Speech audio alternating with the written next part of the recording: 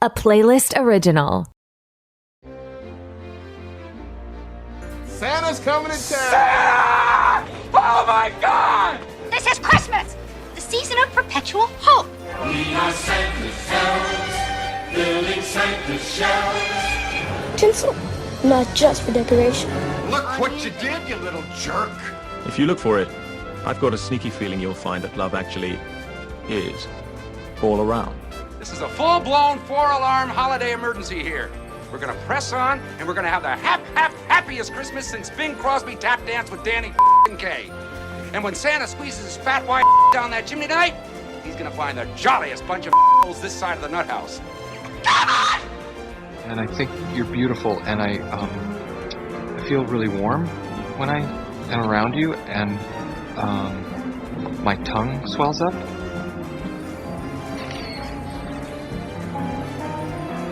So, do you want to go eat food? I feel it in my fingers. I feel it in my toes. Sometimes, the most real things in the world are the things we can't see. I'm dreaming of a white Christmas. It's Christmas Eve. It's the one night of the year when we all act a little nicer. We smile a little easier. We share a little more. I want an official red undercover next to 2 inch earrings while Aaron. You're a 1,200-year-old elf? You look pretty good for your age. Thanks, but I'm seeing someone in wrapping. What are you smiling at? I just like to smile. Smiling's my favorite. I can't seem to find my toothbrush, so I'll pick one up when I go out today. Other than that, I'm in good shape.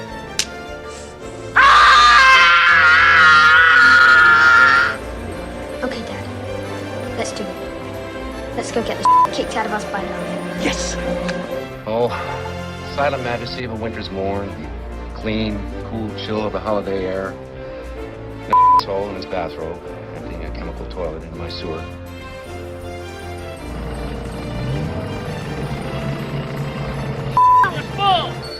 Look, Daddy, teacher says every time a bell rings, an angel gets his wings. Good night, Kevin. It came without ribbons. It came without tags. It came without packages, boxes, or bags. Maybe Christmas, he thought, doesn't come from a star. Maybe Christmas, perhaps. Merry Christmas, you filthy animal. And a Happy New Year.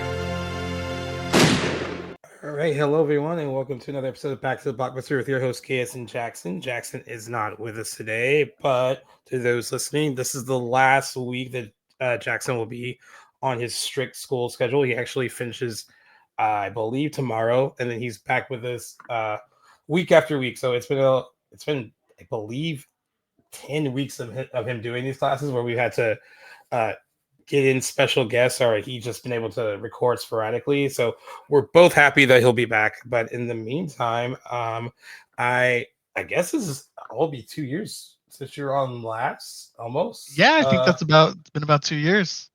Yeah, around this time too. It was around the December time. It's Joseph at Film Jar on Instagram. The last time he was on, we talked about Black Christmas, and what's funny is that that movie has been like a unintentional staple of the show now, because I covered it with you, and then Jackson, our co-host, had never seen it. So last year, him and I covered it together, and he loved it.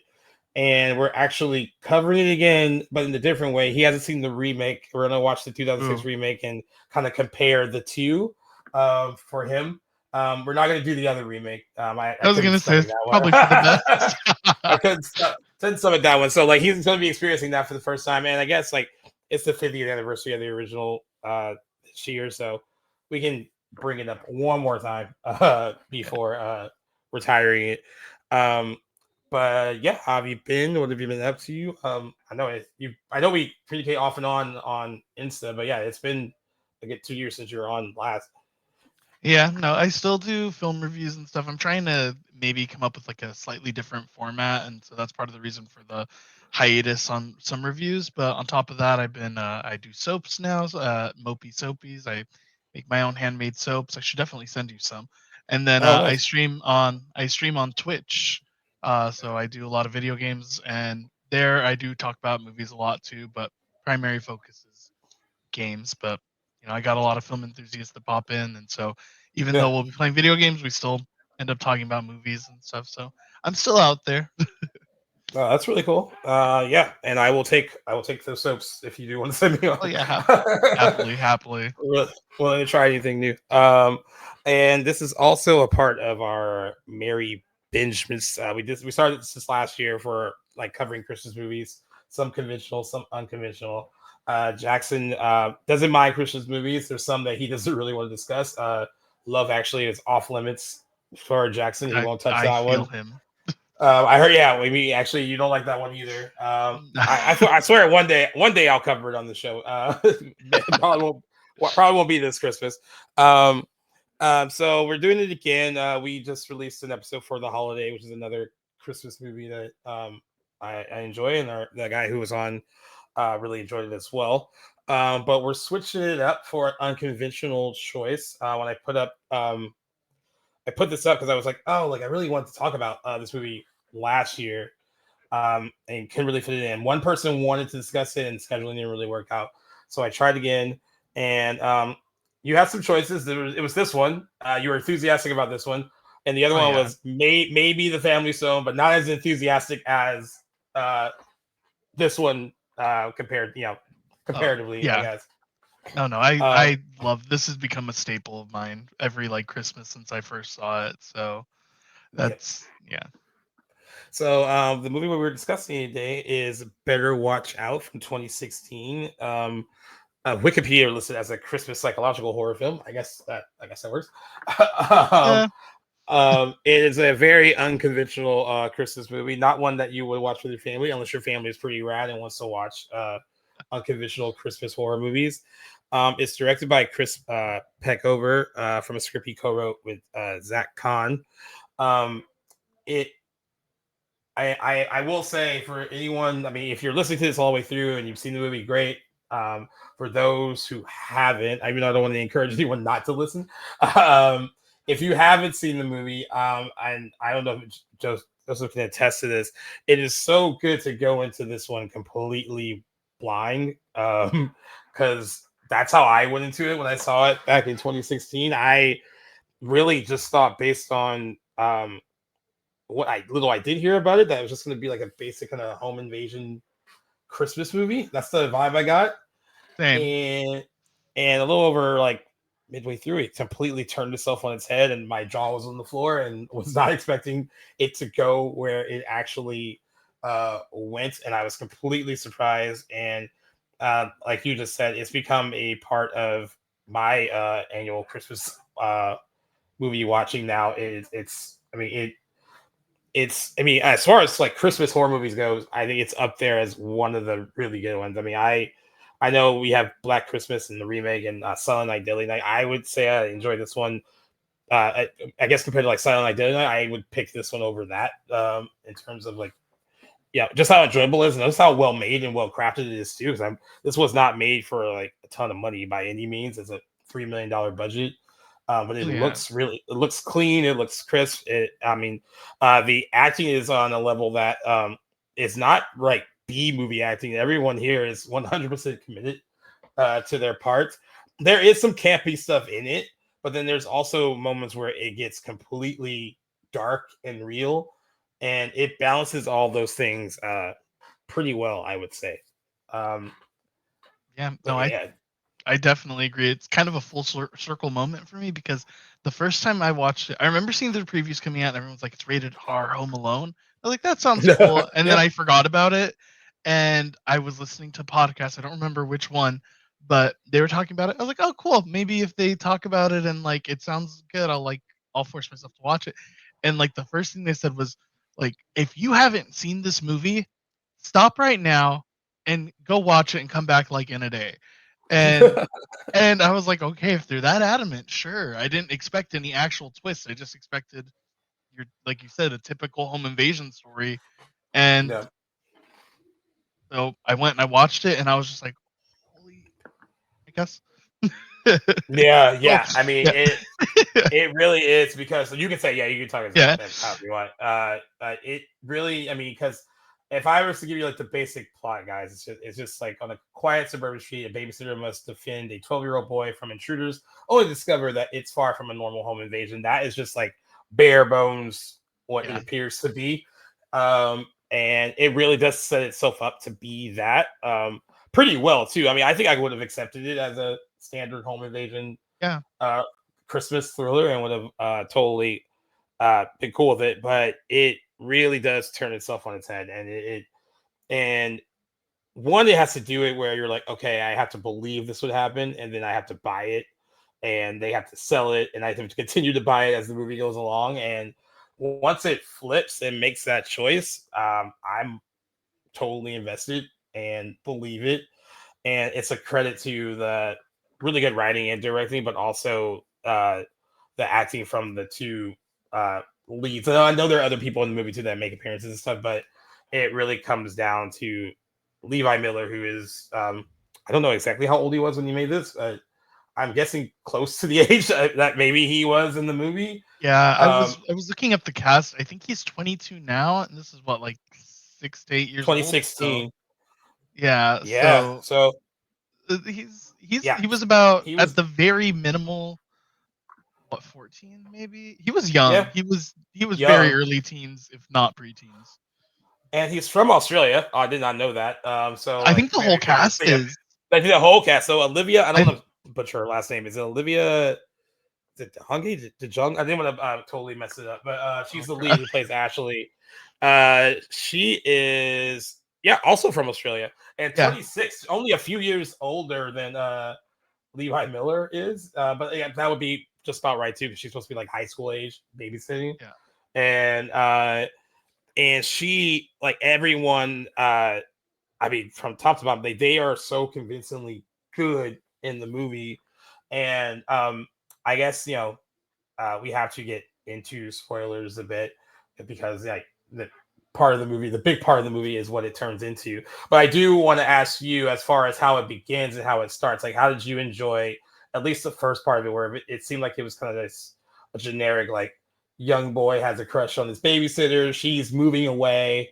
That's why she's moving away, and he's setting up this thing with his best friend that like he's gonna basically tell her how he feels about her, because it's that whole like young love kind of thing when you're like that young.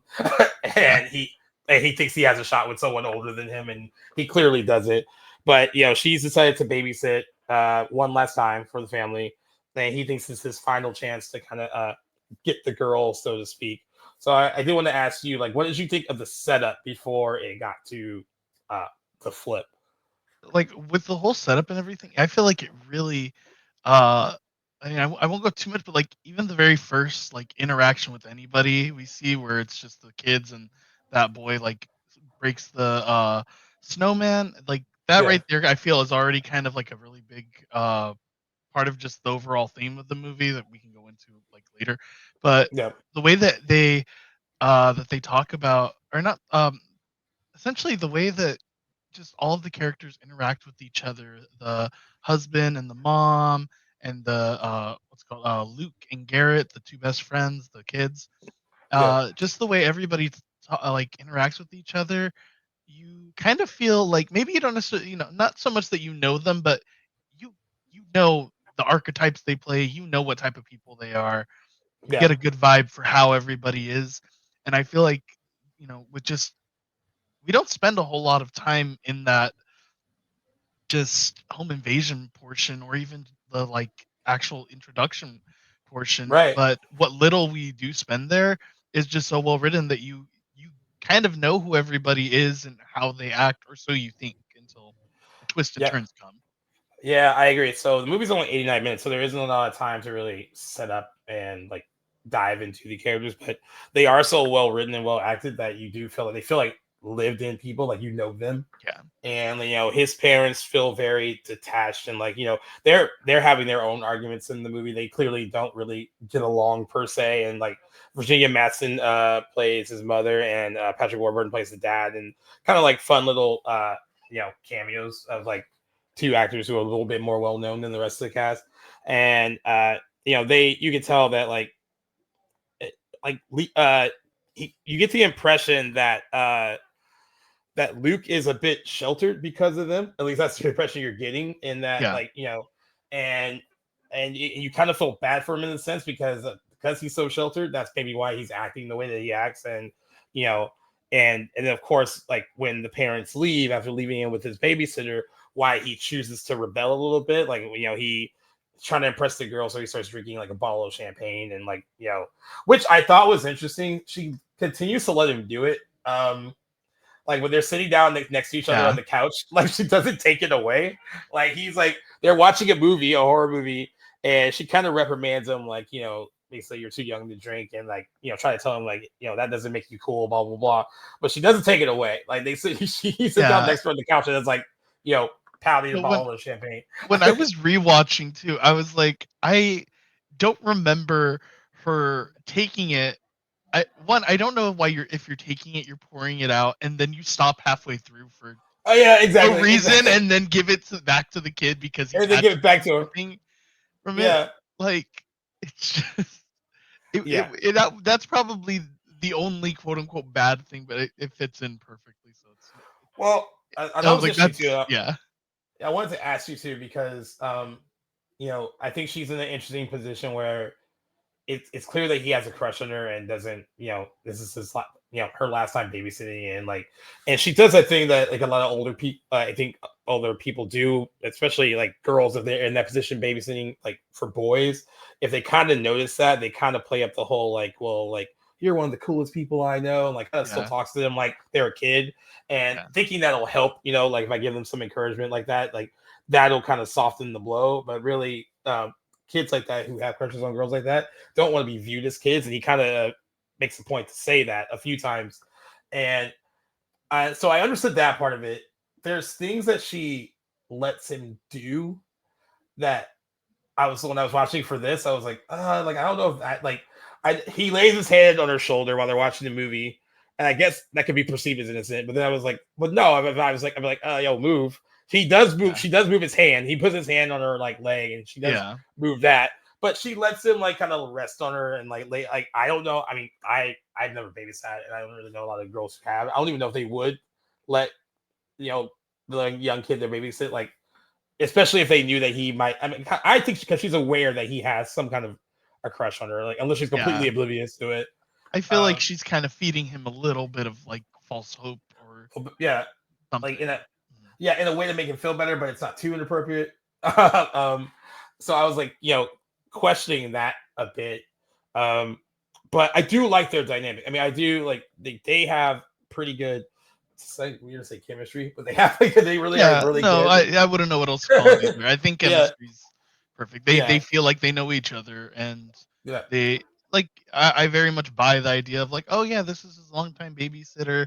They're close, which is kind of why I guess the leaning doesn't necessarily read as too weird for me, just because it's like if you know somebody long enough, they're almost like your friend, and even if it is that age difference, it's like you still are trying to be a friend, trying to be their boss.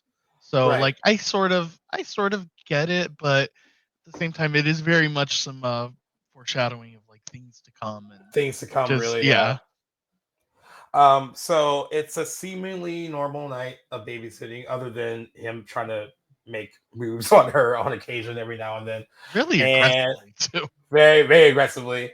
And there's this one really cool shot where they're sitting down watching the movie. And I remember the first time I watched the movie that it gave me goosebumps because it's one of those out of frame kind of shots where like you only see the window and like you think you see something. You're like, oh, maybe I didn't see anything. And there is like just a shadow just standing there and it moves. And now you're like, oh, like, okay, this is where the whole like home invasion stuff kicks in. Like somebody's clearly watching them. There's little hints that like something is amiss. Like they talk about ordering pizza and they never really do. But then surprise, surprise, the doorbell rings and there's a pizza delivered. And she's like, I didn't do it. Did you order the pizza, Luke? He's like, no, I didn't do it. And she opens the door and she's like, oh, it's not for us. And he gives the address and that's the correct address. And Luke's like, okay, maybe my dad ordered it, blah, blah, blah. And they just take it. And that's the first sign of like a couple of signs that things aren't really right. And also Luke mentions that he doesn't want any mushrooms on his pizza. And then she's like, well, if your dad ordered that, and it's filled with mushrooms. And she's like, well, if you don't like mushrooms, why don't your dad order that? And he makes some kind of comment about like, oh, maybe he wants me to eat my vegetables, like kind of like tosses it away. And I love how like in these moments where they're just sitting down, just hanging out, watching a movie and eating pizza, the music kind of switches to this whole like wholesome kind of like some like cutesy, almost meet cute kind of music, like rom-com kind of music. Yeah. Do you know what movie they were watching? Was it a real movie? No, I think it was made up for the movie. I think they actually filmed it for the movie. And I was just like, and then there's a lot, of course, because like eventually there's a lot of noises outside, and then it appears that someone is really trying to break into the house. And all those scenes are handled really well because I completely bought it. And it's interesting watching those scenes back, knowing what you learn later, how planned out a lot of that stuff was. Yeah, the setup is like right in front of you the whole time. The whole time. I mean, like crazy. There's certain things that he does as a child that he would do that because he's nervous and makes a mistake. Like, all right, we got to call the police. Like, throw me my phone. And he tosses her phone, misses her, and it lands in the fish tank. So that ruins her cell phone. And there's this like just banter between them, like, oh, like why'd you do that? Like, and he's like, I didn't mean to, and like, and it comes off as like, kid just couldn't throw well, and he was just nervous, and and she's not mad at him because like they're both scared, like right at this point. And I just love like the kind of like the setup really is. It is like a lot of the stuff that plays out later. It is right in front of you. Like this doesn't feel quite right. And it kind of is diffused a bit when it appears that it was just the best friend who was trying to get in the house. I think it was Garrett. And then you're kind of like a momentary moment of like, oh, okay, all the noise on the backyard and all that stuff, that was just Garrett. And then, of course, Garrett says, like, well, that wasn't me. But that was me doing all that. And then they hear more noise upstairs. And now all three of them, it appears like they are just, like, going to be victims of this home invasion. And, again, brilliant setup. It appears it's going to be that way. And eventually you learn that, like, or eventually, what I love is that she is very intuitive and smart. Because, like, it's, she's a great final girl. I was thing on rewatch.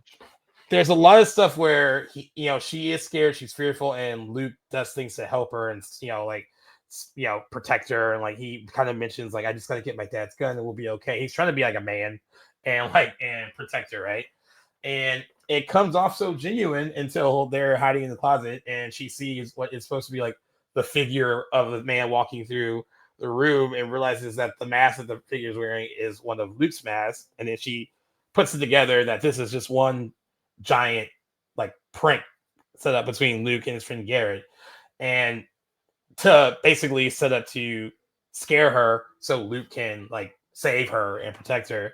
And I kind of forgot to like watch it for this, the dialogue that she has for him when she realizes what's going on and she's belittling him and calling him a brat, and like it's intense, also very correct. No, like I see nothing wrong. Very mean, but deserved. Yeah, that is what you would say to someone that would do that to you. Yeah, exactly. Well, not only that, if you like, I don't know if you mentioned or not, but she also is under the impression that Garrett got shot and died. Oh, that's true. That's true. Yeah. Because he ran out, and she thought that he died. They used the red paintball, and I mean that in and of itself is probably therapy worthy. And on top of everything else. Yeah. So essentially they basically have like almost these like Home Alone like thing traps almost set up around the house to kind of set up the illusion that something was going on. And you're right, like Garrett runs outside and it looks like he's been shot. And honestly, the implications of like, they were talking about getting his dad's gun and like all this other stuff. Like she could have easily shot him herself and killed like an innocent kid. So she's pissed and angry that he would do something like this to quote unquote impress her. And she storms out and says she's going to call his parents, and he's just screaming her name and screaming her name. And she turns around and gives one final what, and he just whops her, Luke, and she falls down the stairs. And like at first, I thought he was just in my mind when I first saw it. I was like, all right, he was trying to not calm her down, but it wasn't meant to be like he was trying to hurt her. It was kind of like, shut up kind of thing. And then I thought the movie was going to play out as this whole like accident, like something really bad happened to her. And now they got to hide it. So like the movie could have gone in 20 different directions, but the direction it goes in is that not only did Luke and Garrett set this up to like essentially like scare her so he can be a hero, but Luke is like almost a would-be, I guess he's a sociopath, would-be serial killer in the making. Doing all these things, not just to impress her and save her, but I think to show her, one, that he's a man, two, that because like also the whole time she's been babysitting, she's been getting calls from this guy Ricky, who's her boyfriend or someone she's seeing, and that kind of puts a damper on the night for him and her because he wants all of her attention, and the boyfriend's been calling the entire time. He almost has this plan set up to where like I don't know what he plans on doing entirely in his head, as far as like what his final goal was with her. I don't know if you have an idea what his final goal was with her that night. Prove to her. I do kind of feel like everything that plays out was almost exactly as just That's from rewatching it, because I mean, not to spoil the ending quite yet, but he does give what his final goals are, and they had nothing to do with her. So yeah, that's true. I do wonder if he kind of intended for this eventually be.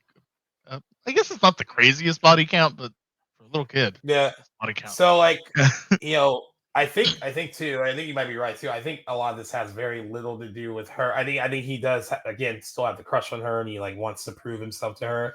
But I also think you also have, like we said, is this serial killer in the making, and he's setting up this thing to. And I really say that too, based on the final like kind of interaction he has with her towards the end of the movie, where what he does to her at the end, seemingly, if he was trying to keep her around, that's not what he wanted to do. It's kind of like, okay, whatever. Like now you're a means to an end, and now like I can't keep you around, kind of thing. But it definitely takes a jump from home invasion thriller to, it's weird dark comedy almost. Like, yeah. I mean, like elements of it are very funny because it's so outrageous. Yeah, but then elements are very dark too. It's really like dark comedy is right, because it's hard to say because it's not necessarily that funny, but it's just so what the fuck, like the entire time as the story just gets crazier and crazier. You're just like, how is this happening? And the way you were wording stuff made me think about everything again. But I do wonder if he was just, they were gonna stop at the. I'm starting to think that maybe the other bodies were not intended, but I do wonder if not intended for like Ricky, I'm just like I'm starting to just rethink a little bit on how everything is, but I do wonder if his original plan was maybe to just fake the home invasion. The invader leaves, she's scared and has to comfort him, and then mom would come home and comfort him. Yeah, and he'd essentially get what he wanted. That's the only thing that makes sense, right? And I think that he pivoted based on circumstances. Yeah. And he had to kind of like once she showed her hand of like being like not impressed by it and not being like, hey, this is like completely immature, and then she really like berates him and calls him a brat, and basically implies that he is a child, he's not a man, that's not something that men do, this is something that a child would do.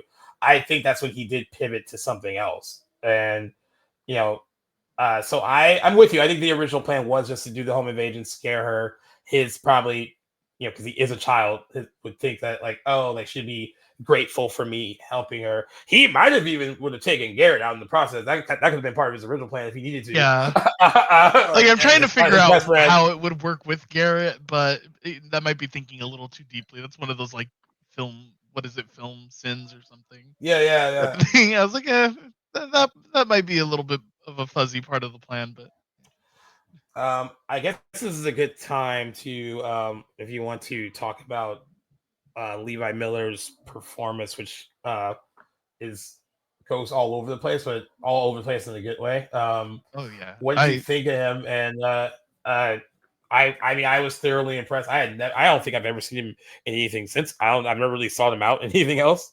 Yeah, I was looking at his other works, and I haven't seen any. He's in The Wrinkle of Time. I've never seen that. So, I did see that. But he is great here, and I just wanted to know what you thought of him as a whole, like watching him in it. Yeah, no, I think he did fantastic. I feel like it's kind of it's maybe not the poster of like how horror is kind of not recognized by awards, but like that is very much at the very least nomination worthy performance. Especially because I think it's so funny that as the night progresses, his voice gets squeakier and squeakier, which just kind of heightens the idea that he is super immature, and his voice just cracks every time anybody manages to just kind of like poke defy at him his or like sensitivities. Yeah. Every time that she essentially, like you said, berates or acknowledges the fact that he's just a little kid, he's just like, he goes like full Peter Brady on them, and it's so funny to me because he's so crazy, he's so evil, and yet he constantly also still reminds you he's just a kid. And I agree. He is still a kid, and I think what makes it interesting too, and like you mentioned, like the whole concept is a dark comedy, but I think what makes it work is that there's an essence of it that feels so real that could very much happen. Because I watch a lot of true crime stuff, and there's a lot of true crime about young kids who take pranks and jokes and just do things way too far. And I think that I watched something like 2 weeks ago. They were high school age, but they were basically trying to like essentially recreate Scream. Like they met a girl, like they knew a girl in high school, knew that she was going to be house sitting alone, and they actually had recorded themselves like kind of like in their homeroom alone, basically saying how like, hey, like so and so is going to be alone tonight. We really like her, but we want to kill someone tonight, and it has to be her because she's by herself. And there's no rhyme or reason to it. They were just it was a very definition of like the whole in Scream where Sydney says, "You sick fucks, you've seen one too many movies," that kind of thing. Like that is like, but it can happen. People's imaginations can run wild, and they start doing crazy things like that. And that is what I think makes Better Watch Out work, though, is because there is an air of realism to what's going on, where it's not so far fetched where I'm like, oh, I gotta roll my eyes and like as I'm suspend my disbelief. That there is something very convincing about how Levi Miller plays Luke and how the situation plays out, that I buy that kid can do everything that he's doing. Yeah, and same. He is such a spoiled little brat, and everything about the house, the way the parents talk to him, the way that he has a fetal heart monitor under his bed. Yeah. Everything about him just screams spoiled, awful child. And I fully believe that he would have been like the character, not him. Yeah. But the character is capable of it, and he takes such like glee with the things he does that it also feels so real. And the fact that everyone else is reacting with utter horror, including Garrett. Yeah. Garrett's interesting because he is one of the typical friend who insecure, lets like Luke walk all over him. Would probably engage in this stuff. It was just a fun prank, and that's it. Once it gets serious and people start dying, it's clear that Garrett is way different from his friend. Like he has empathy, and he doesn't want to take things as far. I mean, there's one scene where so there are a couple people that come to the house in the midst of this stuff with figure out what they're going to do with Ashley. One of them is Ricky, the boyfriend, who has been calling insistently, calling. Finally, just shows up to the house she's babysitting at. Which I also thought, in hindsight, I was like, well, it's good that he's there because I want this little kid to get caught. On the other hand, the fact that he just kind of barges into a house that's not his, it's not even hers. Like she's babysitting, so like it's just like, oh, this guy has some nerve just walking into the house. And he shows up, and Luke kind of plays it like a little kid when she doesn't want to see you, trying to hide. This whole time she's tied up in the kitchen with duct tape around her mouth, trying to make all kinds of noise so like someone can hear her. And Luke's making all the excuses in the world, like, oh, like she doesn't want to talk to you, like she's mad at you.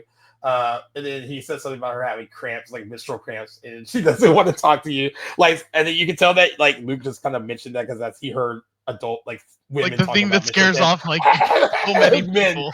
Yeah, like, oh, I menstrual cramps. And he runs upstairs looking for her, and there is a full-on kind of like tussle a bit between Luke and Ricky, where Luke pops in with a baseball bat, and like you think it's enough to knock Ricky out, like it's done, right? And when you said that like Luke takes glee in some of the stuff he does this kind of like almost like Silence of the Lambs, kind of like the first hit where he like dances around with the bat and he's like twirling around with it, like really like having fun, enjoying what he's doing. It made me think of Saltburn. Yeah, a little bit. Yeah, the ending Saltburn dance when he's doing that. Same with the ending montage too. I'm just like, this is just And then he kind of like, and then it's so funny because then he has to revert back to the kid when Ricky actually like tackles him and is like, yeah, you little fuck. Like, because like again, Luke is just a kid and could be overpowered by someone like Ricky because Ricky is a full grown adult. But of course, we got Garrett coming up with a gun and like because he's trying to defend his friend, and then he gives him that one final gunk with the bat, another gleeful moment for him. And I guess this sets up the whole you mentioned earlier that this is kind of like Home Alone, like a horror movie like Home Alone, and they do have a scene where they play on the whole like physics and logistics of the whole paint can swinging down the stairs and what it would do if it came from like that high velocity that fast, like if it cracked you in the face, like what exactly would it do? I don't quite know if it would do what it does to Ricky. I think that might be a teensy bit overstated in this movie, but I do know that Kevin McAllister is definitely evil. Yeah. What I think it's trying to say is it would do more than it would do to Joe Pesci and Daniel Stern in Home Alone. It probably would kill them. I don't know. It would be that messy. But I don't know. It like there's a moment where like anyone has seen like the pancake thing in Home Alone where he drops it and it just swings, knocks Joe Pesci, Daniel Stern found it, and in that movie it's like slapstick, it's funny, because it's a kids movie. When it happens here and it makes contact with Ricky's head, I love how they shot it too. By the way, like you know from the sound that the smack was deadly, but at first all you see is the yellow paint that spills on the floor. And then you're kind of like, oh, maybe like your brain for a second is like, maybe it just cracked open. Maybe nothing happened. And then that yellow paint is mixed with like drips of red. And then now you know that it has completely like splattered homie's head open. Yeah. And which, I'm a little disappointed we didn't get to see. I think that's just you want to see it? I love a good gory movie. And I really like the way that they shot it. Like, again, the way that the paint just drips and then you see that red slowly just grow and grow. Growing, but I kind of want to see exactly the extent of like is his whole everything just gone, or did they just like I don't know. I don't know what I expect, but like I kind of wanted to see the aftermath because I guess I'm crazy too. I mean, I don't blame. I mean, I think the horror movie person in me would be like, I wonder what that would look like. But I mean, the splat and the noise from the dripping everywhere is kind of enough. It was definitely enough. Yeah. And I think that scene is important for a couple of reasons. One, it's a really fun, shocking scene in general, right? Also because Luke is so excited by it. Like, he's not fazed by what happens. He's just like, oh my God, did you see that? Like, he's excited as like a kid would be if they were to see something like almost like if you're watching a video game as opposed to like almost like he hit a home run or something like at exactly. a baseball game. Yeah, and I think that scene's important too because I think for Ashley and even Garrett, that's the first time they really see, even though a lot of bad stuff has happened up to that point, that's when they see that he is willing to go, he's willing to murder someone and has no shame and no remorse in doing it. So I think that scene is important that they realize that. I think Garrett realizes how far they've gone and like how far he'll go, and I think Ashley realizes like the pure amount of danger she's in at that point because this is someone that clearly it will cross that line if necessary. Yeah, no, and I think it's such an important turning point for Garrett because again, this is like we were saying, they're both very different, and I think this is like if it hadn't already been clear by this point, it's very clear how different Garrett and Luke are Yeah, from this because like even before it's happening, Garrett's just like, no, no, no, it's fine. You're right. You win. We don't have to do this. We don't have to find out because like even if he's wrong, he just doesn't actually want to cause that much harm. Like yeah, all of this in and of itself was already more than he signed up for, yeah. and he doesn't want to risk hurting somebody that badly. And then when he does die, he's just like, what did you Yeah, what the do? fuck are you doing? Yeah, And and he's yeah, freaking out.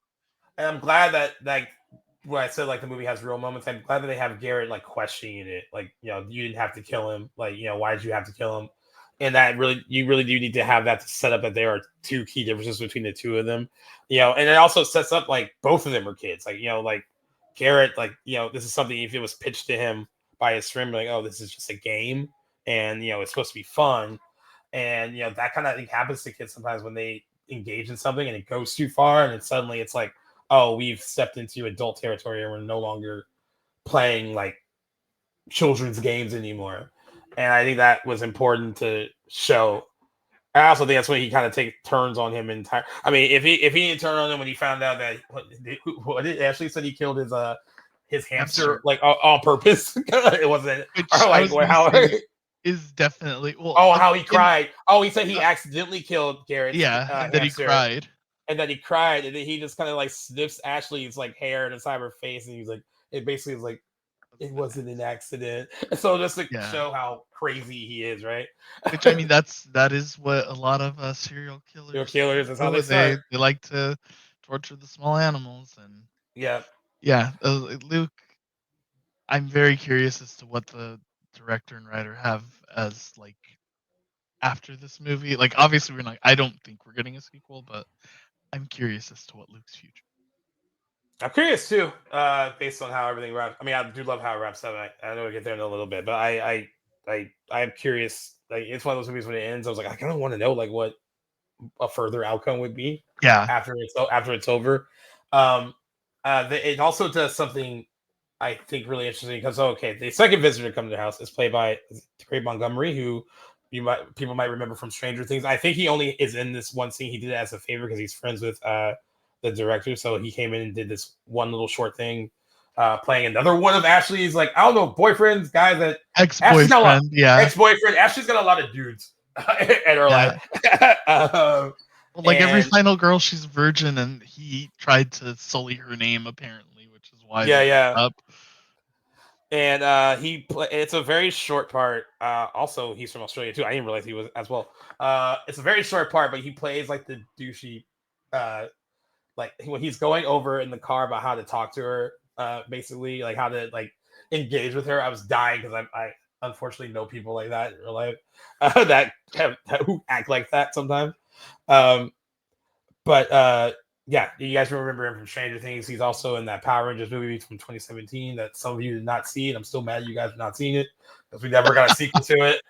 I slip into a rage blackout and think about how we never got a sequel to it because some people didn't show up and support it the way they should have. I definitely did not support it at the time, but I did want to see what Lord Zed would have looked like had they made more. Yeah, I know this isn't about that, but yeah, he's in that. He's in that, and he should have been in the sequel to that, but I digress. So it's another situation where someone's showing up to the house and they encounter Luke first because she's all tied up, this time with Christmas lights, which it is a really effective, like just imagery from the movie, having her be tied up in the chair with wrapped in Christmas lights, duct tape around her mouth. Another situation where this guy's trying to see Ashley, and Luke's like, no, like you have to do this first. And I'm trying to think if I was in any of these people's positions. I mean, the Ricky one is a little different because he kind of parties into the house. But if I encountered this kid in the backyard and he was like, no, she told me to come get you. She wants you to sit here and do this first. There's no way I would have been like no. Yeah, that's the second least believable part of the movie. Again, nothing I would necessarily overanalyze, because I think him drinking in his car while what is it? Hyping himself, hyping himself up, hyping himself up. I was just like, okay, he's definitely probably like, I don't like, just because he's douchey doesn't mean that he's not smart, but he's not given, secret engineer student vibes or anything. Yeah, at all. So yeah, I was like, I guess I can sort of believe it, but yeah, if I was in his position, somebody's like, please write this down. I'm like, why do you need my handwriting? Yeah, exactly. And he's like, he wants you to write this, and then I love what he writes is so short, and then Luke is like, sorry, and then you can tell Luke, even though he's just messing with him, it seems like Luke is annoyed that it's that short. You're like, is that it? like basically, I need you to like stall more or whatever. And honestly, from this point on, like what happens to this character, and then another character after this, actually, the next 3 instances are so. That's when it for me goes from like being like, okay, this is like darkly funny to it. Yeah, not like not serious, but like it just like, oh, this is all just dark. The way that he kills this character, I mean, it lingers for a while. It's a full on like strangulation, but it's just the way it's done all over the sounds of Christmas music, which I always think is to have like something that like death like that or horror like that juxtaposed with like, Hark the Herald Angels Sing or something like that. It always is so effective. It works. While all that stuff is going on outside, Garrett feels bad and it looks like he's gonna let Ashley go. And Ashley, I think, believes that Garrett it's just funny. I think she believes that Garrett is not like Luke, but I love when he's like, I'm sorry, I'm gonna get you through this or I'll help you. And he kisses her on the cheek and she's kind of like these kids are just like, they're all trying to help, but they all like apparently have raging hormones and can't just like focus no one on can one just thing. no one can focus on what needs to be done. Yeah. And more, I mean, up there with how the movie just turns on its head in the midpoint when Luke shoots Garrett with the shotgun, because it comes out of nowhere and poor Garrett just flies across the. It's not. I mean, he flies across the room. Yeah. And Luke's reaction to it is so like Levi Miller. I think that's probably the best thing he does in the movie is where he's just yelling like he's like, I told you not to touch her, and like all this other stuff. He's so angry and then Garrett's reaction, who's like he seems genuinely surprised that his best friend like shot him, and then honestly, because Luke is a sociopath, he's crazy. I think he has a moment where he didn't want to do that either. Because he's like, why did you make me do that to you? Why did you make me do that to you? And then like, oh man, I think there was dialogue I didn't hear the first few times I saw it. I didn't hear him at first until I think it's like a third viewing. You hear him say like, I'm dying. And I was like, oh, that's rough. I don't remember that. Yeah, he says I'm dying, and then right before he shoots him the final time, he tries to says like, I want my mom, and then Luke just like blasts him away. Yeah, and it's just so sad. And then like her reaction to it too. I mean, if she didn't know it then, she definitely knows it now. And he is so upset and so upset and so upset, and then calmly switches out of it, and it's just like he's beginning to annoy me anyway. And it's just like it feels nothing. It almost makes me feel like he wanted Garrett in his last moments to think that he really was at fault. Yeah, like it doesn't. It feels like he at no point actually had much. Like, yeah, I don't know. Like, I don't even think sympathy or empathy would be the word, but like he just didn't. He never cared about Garrett, which was obvious. But like, yeah, even Garrett to a higher like degree. I think a lot of friends, people who have friends like Luke and like have friends like Garrett, the person in the Luke position wants a Garrett around to like make them feel better about themselves, to validate their whatever decisions they're gonna make.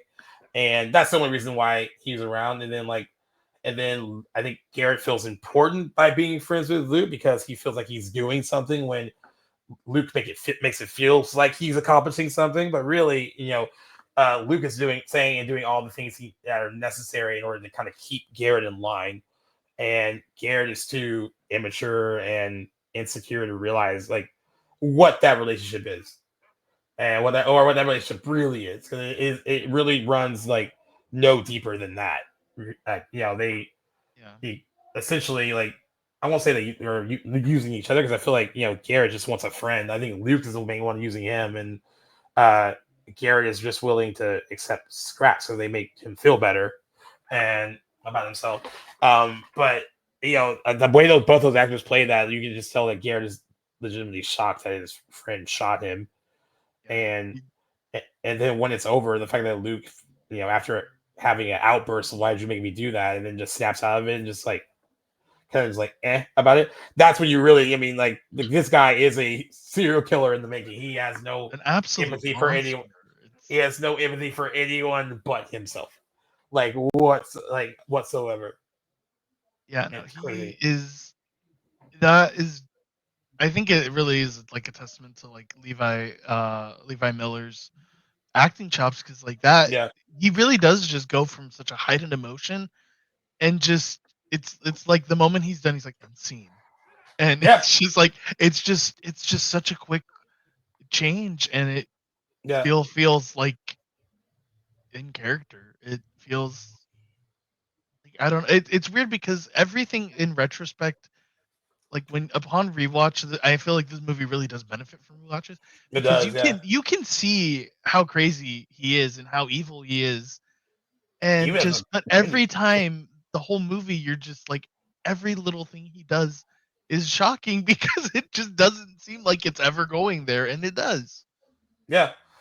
Like if you think it can't get worse, he's like, hold my beer. pretty much. He's like, yeah.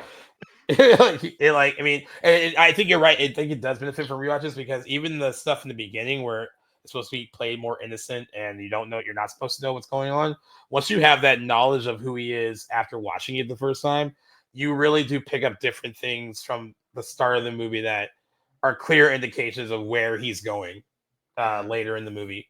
I mean, even in how he talks to Garrett initially in the bedroom when they're just supposed to be like goofing off kind of as kids, and like he's telling, like, when you like are thinking about like what they're talking about, like how he's going to convince her like to about his feelings and all that, like at the beginning that just feels like a young kid just wanted to tell this girl that he has a crush on her, and then once you know what the plan is and all that, that conversation takes on a totally different tone again, like later, like it certainly does, I think, benefit from watching it again and again, because you see things a lot differently. And it's so funny to me too that the mom at the beginning is just like, I don't that kid, he's a bad influence, which is so funny because all he is he's just a little stoner kid. He just wants to maybe like have a beer with his bud or smoke a joint. He just wants to get high. Yeah, it's like he's being a normal teenager. He even makes a comment about how, like, hey, instead of like trying to bone your girlfriend, let's just get high. That's a good point too, is that she thinks that Garrett is a bad influence when really Luke is a little demon seed, and she has no idea. But that also is because like he has parents that don't pay any attention to him whatsoever. Like they shelter him in a way, but they don't really pay attention to him.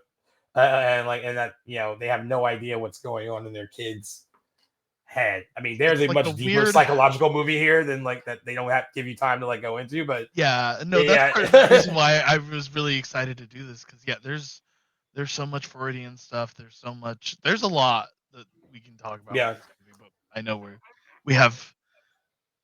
get into it.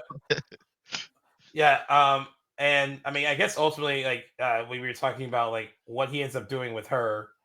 Like she kind of like passes out in the chair, right? Because it seems like she's just like basically given up, essentially. And then he's just like kind of yelling at her, like, say something, tell me I'm wrong, tell me I'm this, tell me I'm that. And it seems like the way I thought things were going to go, I thought, was like, oh, well, he realizes this is like gone too far, like even though it's gone very far already. But like I thought how that was going to play out was that like he kind of saw right then like the error of his ways, and Again, like the movie is full of surprises. That's not really what happens. You know, he he essentially like kind of basically because either he feels like he needs to or just like well whatever he almost like gleefully like puts like the final like into her like trying to kill her and that's what I guess like we were talking about it earlier like what were his intentions with her and I guess like at the end of the day like when it came down to it she wasn't a big part of like once he had to pivot from his original plans like she wasn't a big part of those plans at all like he was willing to do away with her uh which uh ends up being some of the darkest stuff in the movie because it's so slow and deliberate the way he does it and you're like this kid is like if you didn't know already he is batshit cuckoo bananas crazy Yeah, and there's no redeeming yeah factors for him. but it's like it's the glee that I mean it's a silent glee that he takes in doing it to her at the end or towards the end It's so where like methodical and like yeah almost like a I doctor agree. like performing surgery, just slow stab and just patience. Yeah, I guess what was interesting about it too is like I love how it made you think it was going to go one way because he's like like the way he plays it, it's almost like a little kid who like is because she's passed out right and like he's just alone. He doesn't have care. He doesn't have anyone in the house, so he's by himself. So like the way the actor plays it is almost like he's sad and scared because he's alone, which he's like when he's like basically trying to wake her up by saying like tell me I'm wrong, tell me I'm crazy, tell me I'm this like scream for help, like yeah, all this other stuff. Like basically, it seems like he just wants to hear something from her just to show that she's like alive. And then you're thinking that's what that's gonna be, and then it's not. It's just it's almost like he's toying with her more, knowing maybe that she might be faking it or like whatever the case may be in his head. Uh, yeah, it's just it ends up being like a much darker, uh, ending for those two than I Yeah. thought was gonna happen. I mean, I will say just the ultimate motive being he just wanted cuddles. Yeah, I So mean, weird and yeah, it creepy. is. I mean, he tells this story about like you know, I mean, a lot of this does like if like I said, like there's a lot of psychological things that the movie could explore, and it can't do it in 89 minutes, but it seems like this is like you're right. This is a kid that just wants to be loved, and like it's not getting that, and because he's not getting that love, this is how he is acting against it by not getting it. So it explains his attraction. I mean, his attraction to Ashley because he's not getting that kind of affection from his own mother, like anything like that. So, yeah, he does have that one like kind of like it's not really a breakdown, but like basically telling her, uh, the things that all he ever wanted was that, and not getting it, and that's where I guess a lot of the like Freudian stuff comes in a bit. Uh, Yeah. I mean, it's pretty deep for what could be like a B movie horror film. Yeah. Not that it goes into these things in like in great detail, but it's just enough for to make the audience go like, oh, like there's like it makes if you're watching with a friend, you would like talk about it more in detail with your friend when it was over. Like, oh, like this could mean this and this could mean that. And I mean, I'm glad that they don't like go too far into it because like it's not that kind of movie, but um just like the little nuggets that the screenplay drops and the little nuggets in which the actors play it lets you know exactly who they are and why they're doing what they're doing, and particularly like Luke. Yeah. No. Not that it's justified. Yeah. Not just enough. Yeah. But yeah, no, just Luke. I don't even know that it's so much that his mom doesn't like. I don't think it's that his parents don't love him, and maybe that's just my own like interpretation of that. But I feel like it's more along the lines of he seems very possessive, and on top Yeah. of that, I think he enjoys being infantilized. Like again, Yeah. the fetal heartbeat monitor. I think he likes being treated like a little kid and viewed as a little kid, except for a sexual way, because It's obviously actual with way, yeah. with Ashley, that is one thing that was negative. She kept saying he was a little kid, and he's just like, no, I'm a big tough man. That's why I can drink and do with Like this gun. curse. Yeah. But I mean again the fetal heartbeat thing, all of these pranks having a homemade trebuchet for whatever reason. Yeah, Like just yeah. all these random things. Like he seems very kiddish, and it's just, and he also doesn't. He doesn't seem. He only focused on acting more adult when it comes to Ashley. Yeah. Otherwise, with like with Garrett, when he's like, oh, let's get high or let's drink or whatever, he doesn't want to do that with his friends, which would be the technically Who you normal would want to do it? thing. Yeah. So I think he's more along the lines of like he wants to be treated like a child by his parents, so that way The they women can. in his life. Yeah. Like that it's I mean the women that we meet in his life and him being his Yeah. mother and Ashley, and we only get like two kind of scenes with the mom, and it's kind of like in the beginning and at the end, but like you get by how Virginia Madsen plays her and how like the and how she dictates to Ashley how to kind of like take care of him in the house while they're gone. Um, it is more like he is treated like such a little kid. Like that's the whole thing with the pencil on the door, and like the you'll hear if he opens it, like it falls to the ground, and like and also like what he doesn't know won't hurt him, that kind of thing, even though he does know. It's it is a really interesting thing to look at. This is someone that because because we don't really get like you get a little sense of like what the mom might be like, but you don't really get a sense of what his relationship with the dad is like at all. So like Yeah. uh, but through how the mom, because the mom has more at least dialogue exchange with Ashley, has more dialogue. Even the little brief moments uh, with uh, with uh, talking about like how to like basically take care of him. Like I totally get that. Um, it is interesting, dude. I mean, uh, I didn't pick up on a lot of that stuff the first time I watched it, and I had a friend that watched it within like a week of me, and was like, "Did you notice all like the kind of like Freudian like subtext?" And I was like, "Maybe I ignored it because I didn't want to like think it was about that." But then I was like, "Oh shit!" Like, and then I watched it again. Uh, I was like, "Okay, yeah, it is there," and I mean, it is a big part of like who that character is. Yeah, because But the mom's also. also, Oh, go ahead. oh no, go ahead, go ahead. Well, I was gonna say the mom's also incredibly like emasculating of the dad. She's just like he shows glee in like Christmas and like trying to be decorative and stuff. And she's like, "Have you ever sucked a man's cock before? Are you Oh sure?" yeah, she kind of All this talks stuff, down and to him like she that. talks Yeah, down to him all the time. He can't wear a festive Christmas tie. He can't like do this and that. Uh, we don't even get to hear the full conversation, but while they're walking home, she's like, "We're not having sex. I'm bloated." And yeah. just all this stuff, she's such a bitch to him for no reason. It's not like he did anything to her that we see, at least. Like, and Yeah. so, like, I very much feel like thematically, this movie is very much about like roles that men and women play, and Hey. a lot of things like that. And I feel like that's partially why Luke also kind of acts the way he does, because like you said, Like he it's doesn't almost seem to have a relationship with his dad. with that. It's almost like because you're watching how like the mom emasculates the dad. I wonder if he feels like if Luke has to feel like he has to dominate a woman because he's watching how his dad is treated by the mom, and which is so funny because like I don't know if Chris Peckover and Zach Kahn wanted everyone to have these deeper conversations about the movie, but I mean it's definitely there in the subtext, dude. I mean I see it.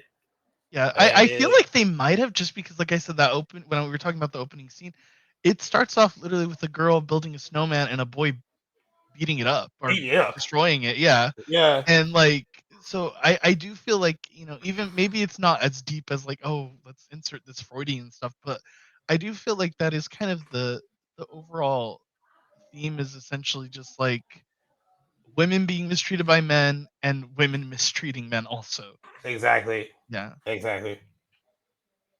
I Because agree. yeah. I think that's true. And like, and once people, I mean, once you really watch it and see how, and again, I love when people can do a little bit with small parts or just like parts that are written, like not be what the leads are. Like, you see a lot in like what Virginia Madsen does with the mom character. Especially towards the end when she like rushes. I mean, like he knows exactly how his mom's going to treat the situation. Like the fact, also, I think it's incredibly kind of funny that Luke does what he needs to do to kind of like he thinks Ashley is dead. He's like, whatever, like didn't go the way I planned it exactly, but like he's gonna clean everything up, hop into bed, like nothing happened. Like he leaves this like massacre downstairs. Poor fucking Garrett, all this stuff downstairs, like all this stuff downstairs, and like they find him just sleeping in his bed, which I thought was kind of like funny too. And then of course he slept through all that, right? or whatever. Well, he has a sleeping pill, so that's the his sleeping excuse. pill. Yeah. I did want to ask you, what did you think about the overall ending and how? I'm always wondering when these movies end, like how they're going to end up, like how they're going to stick the landing. Are they going to stick it? And I was happy with how it ended, but I want to know what you thought of it. I do really like how it ended, but again, I really want to know what happens after, because like it ending with her just flipping him off as she's being into the into the ambulance. Yeah. That in and of itself was already really good, but then that like a mid-credit scene, he's just like, I want to visit Ashley at the hospital. That's what makes me wonder, like, what's going to happen, because he's such a little shit. I wouldn't put it past him to get away with it. And like I want him to not get away with it, but it also sounds like a crazy person that lost too much blood being like the child did it. Right. So there's a lot too, right? So I Yeah. think a part of me, there was part of me that was like, not that I don't normally wish death upon children in these movies. It would have been I promise. It would have been a proper comeuppance to have that kid get exactly what's coming to him. Yeah. So I kind of wanted that, but I was like, that might be too dark, even though the movie's really dark. But then the whole like the whole murmuring, like you hear off camera that she's alive, she's breathing, whatever, and the fact that she's still alive, and then the look on his face knowing like she's alive, and like she's gonna tell everyone what happened here. And I love to kind of like flip off, because that's what that is, right? You're like, yeah, you didn't get away with this. And I love that there's like, you just kind of like, your mind's like, okay, this is where it's going to go. Like, she's going to tell everyone what happened. But then you're right. She could also be a crazy person. Like, they might think she did it, or like whatever. I don't know. They might, like, there's a lot of stuff that goes into that. But what I love about the little mid-credits moment is that like, this guy has every intention of going to that hospital to try to kill her. Like that is what that is. Yeah, it definitely shows some determination. Like he is definitely not done. But I'm just like that's the part where I just like Chris Peckover and who's the writer? Zach Kahn. Zach Kahn. Either of you are listening to this, please. I want to know.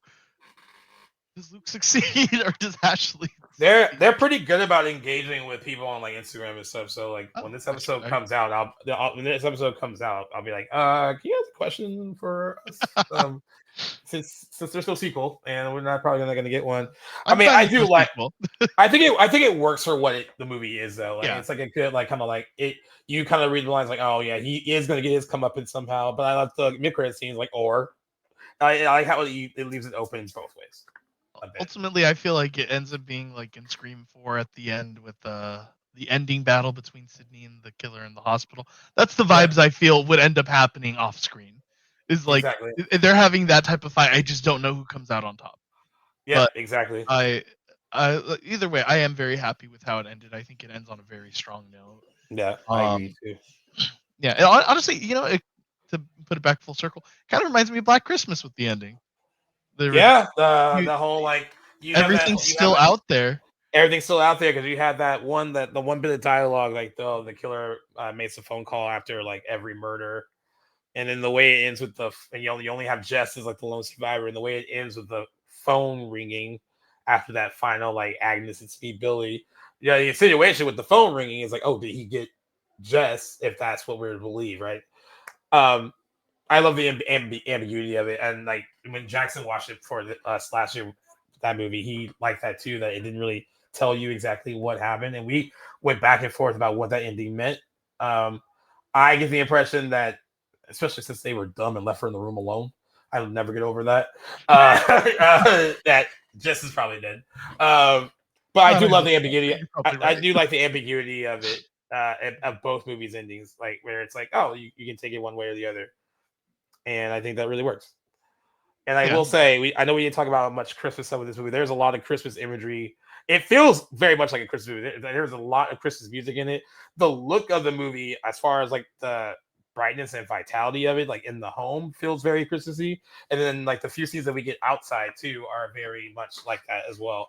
Like it really is. And also for a $3 million movie, cinematographer Carl Robertson, I think did a lot where you actually can see all that money on screen. It looks very good for a movie that was made for not that much money.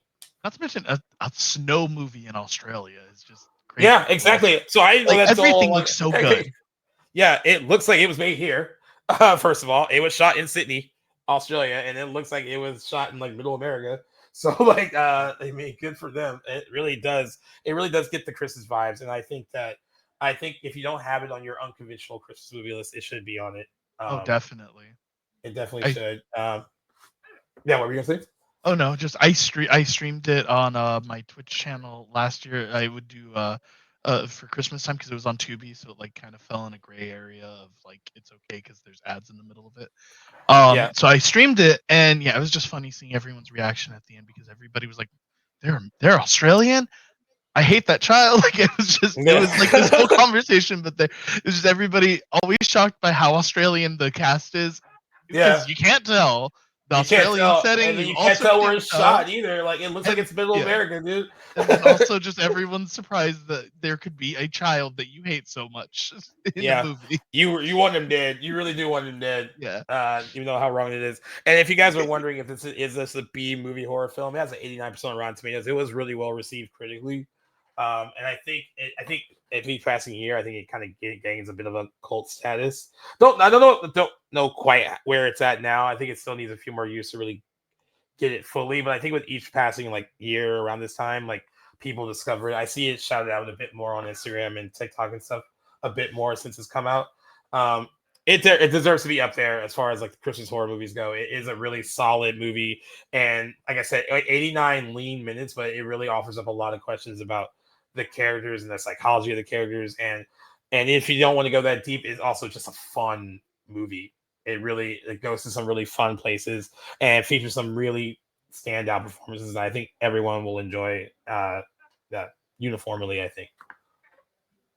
No, I 100% agree. It's definitely probably my top 5 of my unconventional Christmas list. Even with regular Christmas stuff, I think it's still probably up there. I think I might. If I had to mix it in with the regular like holiday Love Actually, Home Alone, it would still be in that top 10 somewhere. Yeah, I was like, better watch out. I gotta do my list again, but I think it is in there. All right, this is the part of the show towards the end where we rate the movie, however you want to rate it. Where you want to do letterbox 1 star through 5, letter grade, however you want to grade it. What would you grade? Probably 4.5. Honestly, maybe even a 5 out of 5. Like I can't really think of a real criticism I would give it. I can't think of anything to genuinely criticize. There might be a few fuzzy moments, like I said, like Garrett dying in the beginning or something that fake dying rather. Like that is something I just that really wouldn't have panned out had all things gone to plan, but it's not something that's so glaring that it really bothers me all that much. And that'd be like the only flaw I can really find in this movie. Otherwise, performance, cinematography, direction, the camera movements, everything is there's so some really I know it's not like groundbreaking, but there's some stuff where like they're pulling the chairs up and down and then the camera just kind of moves back with it. Like there's some really cool little fun stuff. I went 4.5 it as well. I think it's I just love how it really has no fat on it whatsoever. So like it really is like from start to finish, it knows exactly what it is, what the intentions are, what story it's trying to tell. So there's not a bit of filler in the movie. It's really well written, very smart, very well directed, and most importantly, I think well acted. We talked about the lead performances, and they're all really, really good. And I'm glad that Levi Miller is. I think because I've never seen him in anything else, he'll be frozen in this age for me. I guess he is 22 now, but he'll be frozen at the tender age of 13 or 14. I guess that I see him here. But truly good in this movie, and holds us on with some of the best like kids in horror movies too. I mean, he's just like a really fine performance, and she makes for our lead actress Olivia makes for a very good final girl. resourceful, strong, does what she can to like get out of the situation. I don't. This is an all around really good movie, and everyone involved with it should be very proud of it. And I hope more people discover it. I think its time is like really coming in the next few years. But I think come 10th anniversary, it's going to be up there with like a lot of the other non-conventional Christmas movies. It's going to. Yep. I agree. Well, I want to thank you just for joining me on this one. 2 years later, well, we have to make this happen. We have to make this happen sooner than 2 years. No, definitely. I'm gonna start sharing like the anniversary list and stuff with you that we have because I can't believe we're gonna come up with making a new one for 2025 because the year's almost over. So I think that we do like 10, 15, 20 like milestone anniversary episodes on the show. So I'll share those with you so we can get you on a lot sooner than another 2 years. Christmas. If not, at least come back for the next Christmas bunch. Yeah, for sure. No, I'm excited. Yeah, it's all on like our every other year Christmas special.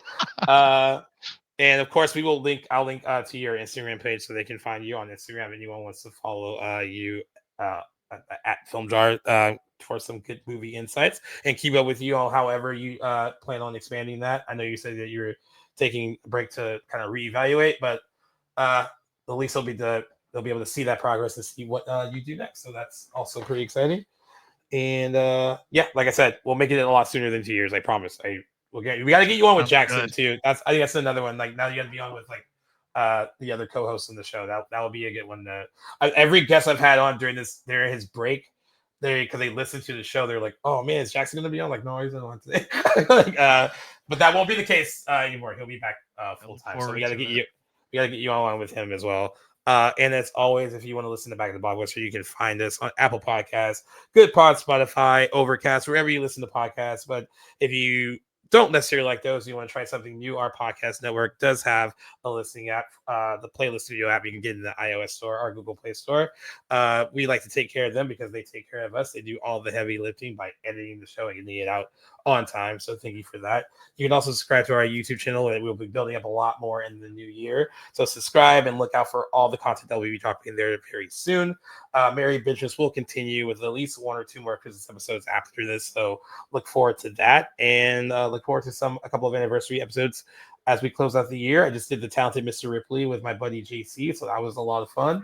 You guys can look forward to that in and around Christmas Day. So thank you again for joining me, and until next time, guys, peace out.